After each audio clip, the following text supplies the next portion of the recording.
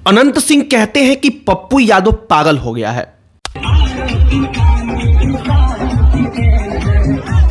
पहले अपनी पत्नी से पूछे कि वह खटिया पर सोती है कि मचिया पर।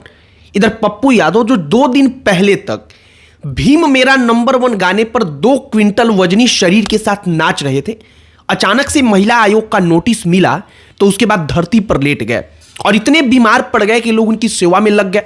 अब पप्पू यादव के साथ यह सब कुछ हो क्यों रहा है? तो इसका जवाब है कि उन्होंने महिलाओं को लेकर कहा कि 90% महिलाओं का राजनीतिक करियर राजनेताओं के बेड पर जाने के साथ शुरू होता है।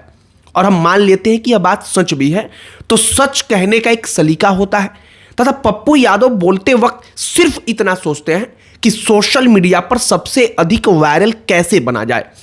पप्पू यादव एक बार फिर बाबाओं को लेकर कहते हैं कि 99% बाबा महिलाओं के साथ गलत करते हैं। और पप्पू यादव जब यह सब कुछ बोलते हैं तो बिहार राज्य महिला आयोग की अध्यक्ष की तस्वीर को जदयू के बहुत बड़े नेता के साथ दिखाकर कहते हैं कि पॉलिटिकल ग्रोथ इस प्रकार से मिलता है। और इसके बाद से राज्य महिला आयोग की अध्यक्ष कहती हैं कि हम इनके ऊपर FIR कराएंगे। और फिर महिला आयोग का नोटिस आता है। पप्पू यादव इधर चोली वाले भोजपुरी गाने मीडिया के सामने आकर गा रहे हैं। और सच कहूं तो पप्पू यादव को वायरल होने का इतना शौक हो चुका है कि वह उसके लिए कुछ भी कर सकते हैं। अनंत सिंह ने क्या कहा है और पप्पू यादव के बयान का असर क्या पड़ने वाला है, सारी कहानी आपको बताएंगे। लेकिन आगे बातचीत करने से पहले हमारा नमस्कार स्वीकार करिए। हमारा नाम मोहित कुमार सिंह है। पप्पू यादव को शायद कभी ना कभी इस बात का अफसोस जरूर रहता होगा कि मीडिया में आकर बोलते तो वह भी इतना कुछ है, लेकिन जो वेटेज अनंत कुमार सिंह को मिलता है वह उनको नहीं मिल पाता है। मतलब कि अनंत कुमार सिंह उनसे ज्यादा वायरल रहते हैं, वह उनसे ज्यादा देखे जाते हैं, सुने जाते हैं, लोग पसंद करते हैं। और हमेशा इसलिए हम ऐसा इसलिए कह रहे हैं क्योंकि पप्पू यादव को सोशल मीडिया पर कुछ भी बोलकर चर्चा का विषय बना रहना बहुत पसंद है। इधर पप्पू यादव ने महिलाओं को लेकर बोला और उधर अनंत कुमार सिंह ने जब इस बाबत सवाल पूछा गया तो उन्होंने सीधे उनकी पत्नी का जिक्र करते हुए कह दिया कि पहले वह अपनी पत्नी को राजनीति में लेकर आए थे तो फिर पप्पू यादव को अपनी पत्नी से पूछना चाहिए। और अनंत कुमार सिंह कहते हैं कि बोलने का एक तरीका होता है, लेकिन पप्पू यादव पागल हो चुका है। आपको हम एक और गंभीर बात बताते हैं। कुछ दिनों पहले सीमा नाम की एक महिला ने उत्तर प्रदेश के पूर्व मुख्यमंत्री कल्याण सिंह, जिनको लेकर के लोगों के मन में अपार श्रद्धा भरा पड़ा है क्योंकि उन्होंने राम मंदिर के लिए अहम योगदान दिया था, उनके ऊपर गंभीर आरोप लगाते हुए कहा था कि कल्याण सिंह उस महिला से राजनीति में आगे बढ़ाने के बदले कुछ चाहते थे।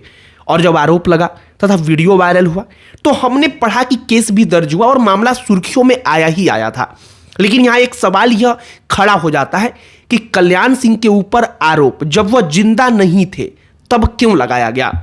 पप्पू यादव शायद आज इन्हीं आरोपों को दिखाकर यह कहना चाहते हैं कि 90% महिला नेता के बिस्तर तक जाती है और वह महिला भी कल्याण सिंह पर आरोप लगाते हुए यही बात कहती है कि मैं तैयार नहीं हुई, इसलिए मेरा पॉलिटिकल करियर नहीं बन पाया। लेकिन गंभीर सवाल यही है कि सिर्फ आरोप लगाकर चुप हो जाने का मतलब क्या है? अगर सच में ऐसा ही होता है और हमेशा होता है तो फिर ऐसे मामले कोर्ट रूम तक ना जाकर सोशल मीडिया पर क्यों आते हैं? राजनीति में अनैतिक कार्य होते हैं, लेकिन एक बात यह भी सच है कि पुरुष राजनेताओं पर अनैतिक करने का आरोप भी झूठा लगा दिया जाता है। और ऐसी कहानियों से वह महिला जो अपने मेहनत से कुछ हासिल करती है उसके मेहनत पर पानी फिरने के जैसा होता है। अब जैसे सीमा नाम की महिला ने कल्याण सिंह के ऊपर आरोप लगा दिया और वह आरोप कल्याण सिंह पर नहीं लगा बल्कि कल्याण सिंह के दौर में उत्तर प्रदेश के अंदर जितनी महिला राजनीति में आगे बढ़ी हैं यह आरोप उन महिलाओं के ऊपर लग गया। सिर्फ यही समझाने के लिए मैंने सीमा नाम की इस महिला का उदाहरण दिया। अक्सर बड़े शहरों में ऑफिस में काम करने वाली कोई लड़की अगर आगे बढ़ जाती है तो सीधे तौर पर यही कहा जाता है कि इसका रिश्ता अपने ऑफिस के मैनेजर तथा सीनियर्स के साथ अच्छा है और इसीलिए यह महिला या लड़की आगे बढ़ गई है। और पप्पू यादव जैसे लोग जब इस बात को कहते हैं तब यह उन तमाम महिलाओं के लिए जो इस प्रकार का नजरिया रखा जाता है उसको प्रमाणित करने के जैसा बन जाता है। पप्पू यादव की राजनीति का एक और तरीका आप समझिए। पप्पू यादव बाबाओं को लेकर बोलते रहते हैं। उन्होंने फिर से बाबाओं को लेकर बोला है और पप्पू यादव अक्सर संतों को लेकर अपशब्द बोलते हैं, क्योंकि इससे पप्पू यादव को पता है कि वह चर्चा का विषय बन पाते हैं। उनको लगता है कि सोशल मीडिया पर खूब चर्चाएं हो रही हैं। पप्पू यादव ने एक बार इसी प्रकार से बातचीत करते हुए हजरत मोहम्मद को असली संत बता दिया था और हिंदू धर्म के बाकी संत जो थे उनको गलत आदमी करार दे दिया था। लेकिन पप्पू यादव यह सब कुछ करते क्यों हैं? इससे दो फायदा है। पहला फायदा यह कि सोशल मीडिया पर चर्चा का विषय बनना है, और दूसरा फायदा यह कि वह जिस क्षेत्र से चुनाव लड़ते हैं वहां पर मुसलमान आबादी बहुत ज्यादा है, और अगर मुसलमान उनको वोट नहीं करेगा तो फिर पप्पू यादव के लिए चुनाव जीत पाना बड़ा मुश्किल हो जाएगा। और इसीलिए पप्पू यादव जब भी बोलते हैं तो इस बात का ख्याल रखते हैं कि हिंदुओं के ऊपर कटाक्ष किया जाए लेकिन मुसलमान इससे नाराज ना हो जाए। और इसीलिए जब भी वह बाबाओं पर बोलते हैं तो मुसलमान के बाबाओं को सकारात्मक कटघरे में लाकर खड़ा कर देते हैं, उनके पूजनीय को सकारात्मक तरीके से लाकर दिखा देते हैं।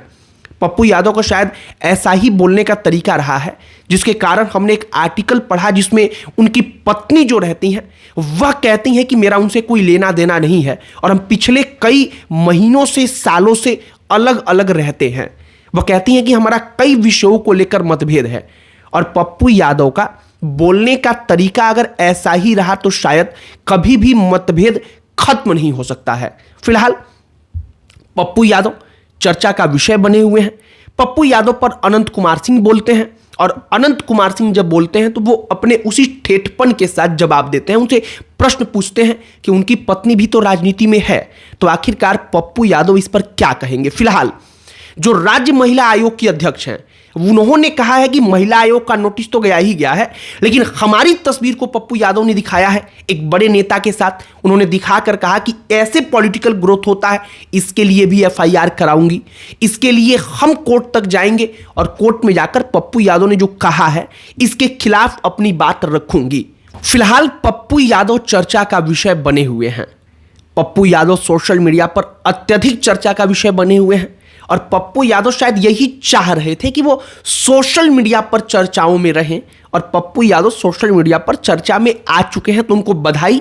बाकी उन्होंने महिलाओं को लेकर जो कहा है वह एक प्रकार से वैलिडेट कर देना है उस सोच को, जिस सोच में यह कहा जाता है कि महिला आगे बढ़ती ही इसलिए है क्योंकि उसका अपने से बड़े लोगों के साथ कोई रिश्ता हो जाता है, कोई रिश्ता वो बनाती है। बाकी हमने पप्पू यादव की जो पूरी कहानी थी जो इस वक्त पर सोशल मीडिया पर वायरल है वो आपके समक्ष रखा है।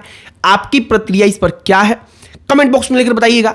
अन्य कोई टॉपिक जिस पर आप चाहते हो कि हम चर्चा करें, बातचीत करें, उसे भी कमेंट बॉक्स में लेकर बताइएगा।